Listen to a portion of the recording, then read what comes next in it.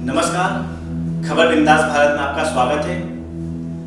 खबर बिंदास भारत में हम आपके लिए एक स्पेशल शो लेके आए हैं। इस शो में हम आपको बताएंगे कि पितृदोष कैसे लगता है और पितृदोष क्यों लगता है और पितृदोष से बचने के उपाय क्या है। इस संबंध में आज विस्तार से बात करने के लिए हमारे साथ मौजूद है जाने माने गुरु जी, गुरु राघवेंद्र वल्लभ व्यास जी।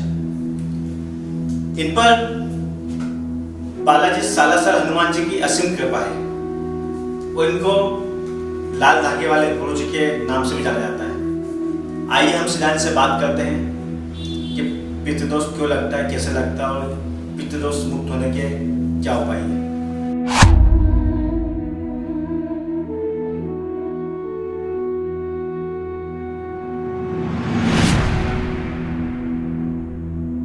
गुरु जी, खबर बिंदास भारत में आपका स्वागत है। गुरु जी, मेरा सबसे पहला सवाल, पितृदोष क्या है? पितृ अपने ही बुजुर्ग लोग जितने भी होते हैं, अपने बुजुर्ग अपने ही पितृ रहते हैं। पितृदोष कुछ कुंडली के माध्यम से भी जाना जाता है, कुंडली में भी पितृदोष होता है उसके कारण भी। लेकिन अपने जो बोला जाता है पितृ पक्ष में जो कार्य करते हैं उसमें ये अपने ही आशीर्वाद दाता रहते हैं, इनका ही विशेष ध्यान रखना पड़ता है। कैसे ध्यान रखा जाता है? जब श्राद्ध पक्ष आता है तो इनको खुश करने के लिए 16 दिन तक आपको तर्पण करना चाहिए। तर्पण माने जलदान। जलदान करने से तृप्त हो जाते हैं, जिसमें विशेष तिल जो होते हैं, तिल विष्णु का ही रूप है। विष्णु का कैसे रूप है? विष्णु का पसीना हिरण्यकश्यप को जब मारने के लिए जब उन्होंने एकदम क्रोध किया तो उनका पसीना धरती पे गिरा, वही तिल बना। तो तिल का इतना बड़ा महत्व है कि जिससे अपने पितृ प्रसन्न हो जाते हैं। तिल बिछाए जाते हैं जब श्राद्ध किया जाता है। 16 दिन तक ही तर्पण करना चाहिए। जो तिथि होती है उस तिथि पर अवश्य पिंडदान करना चाहिए। ये बहुत बड़ा महत्व है।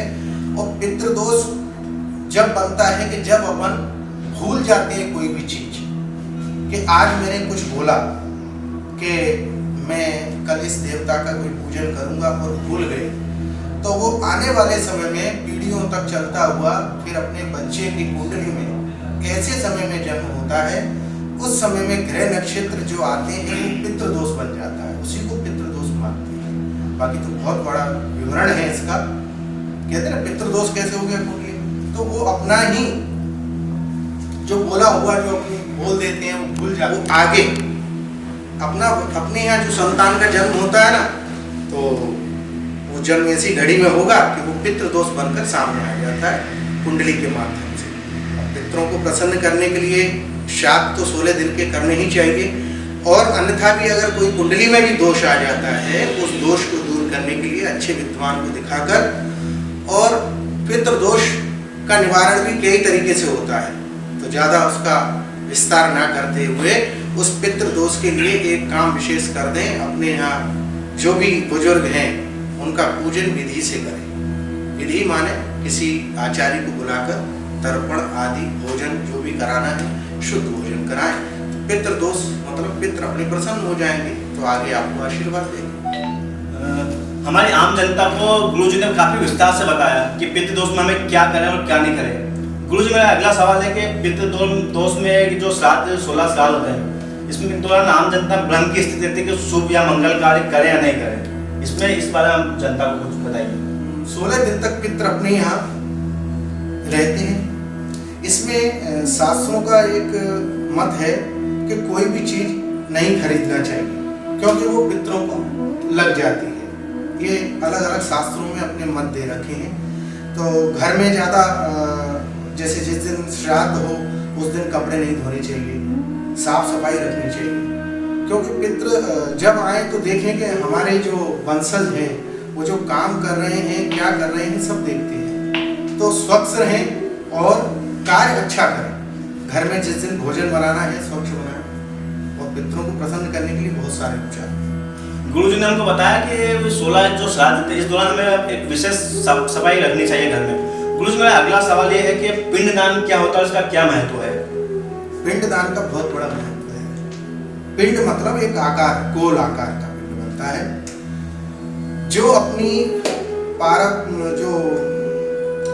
प्रारंभ होता है मनुष्य का देह, वो उस समय गर्भ अवस्था में पिंड ही होता है। उसी के फिर अवस्था के अनुसार वो कई उसके हाथ पैर बनते हैं, उसी को पिंडदान बोलते हैं। इसलिए आटे को गोल किया जाता है। प्रारंभिक अवस्था जो है गर्भ की गोल है, इसलिए उसका पिंड का बहुत महत्व है। पिंडदान अवश्य करना चाहिए। अच्छा, पितृदोष होता क्या है? पितृदोष क्या रहता है कि पितरों का दोष ये मानते हैं कि अपन कोई भूल हो गई हो, वो अपने बुजुर्ग ही रहते हैं। अब भूल कैसे हो गई कि अपन आज किसी व्यक्ति को परेशान कर रहे हैं, जैसे मानो अपने माता पिता की सेवा नहीं कर रहे हैं, तो माता पिता की सेवा नहीं करते हैं तो वो फिर आपको क्या देंगे? आशीर्वाद तो देंगे नहीं, वो कुछ ना कुछ मन में उनकी टूटी रह जाती है, वही पितृदोष बनकर फिर सामने आ जाता है। तो गुरु जी, पितृदोष को कैसे शांत किया जाए, हमारी जनता को बताइए आप। पितृदोष के दो कारण हैं। अगर पितृदोष को सरल तरीके से शांत करना है और पितरों को प्रसन्न करना है, तो सबसे पहले ये करें कि अपने दरवाजे को धोएं। अगर पितरों को प्रसन्न करना है, सुबह उठकर दरवाजे को पहले जल डालें। और 16 दिन तक का तो विधान ये है कि दरवाजे को धोने के बाद थोड़ी पुष्प की पंखुड़ियां डालें, जिससे आपके अंदर जो संतुष्टि मिलेगी, पितृ प्रसन्न होगा।